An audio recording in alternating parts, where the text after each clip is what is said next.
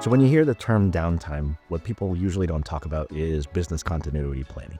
And that's just a fancy way of saying what applications are the most important. So that planning part for your managed service provider to sit down with you and decide, okay, in the event of an outage, what are the critical applications that need to be up first? What are the things that we can't run our business without? So in terms of downtime, the planning of which applications have the right level of protection so that, okay, internet's out. We have a secondary way to access this via secondary internet circuit. This application isn't available. It's okay. We have a backup one available in the cloud. So, but if you don't focus on the most critical applications first during that business continuity planning session, then you might be focused on the wrong applications. So downtime for one user, right, might not mean the same thing for downtime for another user. If you've got your accounting folks who depend on a critical application to continue to see customers, and that's fourth or fifth on your list in the event of a disaster, you're not really focused on the right thing.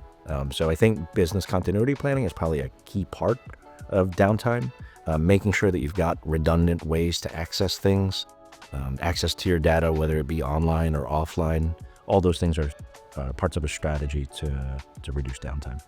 When you hear backup and disaster recovery, you'll hear two terms often thrown out there, RTO and RPO. It's just a fancy way of saying recovery time objective and recovery point objective. For a typical end user, you want to think, hey, how quick do I need to be up? And at what point does up mean?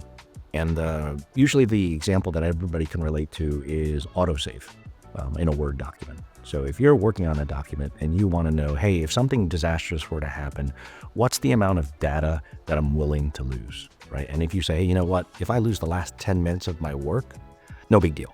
So you want to make sure you're autosaving every 10 minutes.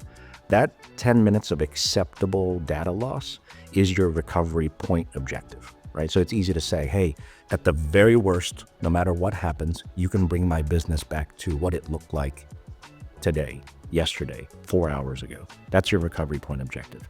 The recovery time objective is how quickly, right? How quickly, if something were to happen, could you get me up and running, right? So, and those two measures are important because that'll determine a lot of times cost in terms of your disaster recovery plan. For me to be able to say, hey, you know what? I can bring you back to 10 seconds ago and I can have you up in 10 seconds. That's very expensive, right? And probably not a reasonable RTO and an RPO. What's probably more reasonable is, hey, if you can at least not lose my last 30 minutes worth of work and you can get me up in about 5 minutes, I'm good to go, right? That's a more reasonable cost and also feasible disaster recovery plan.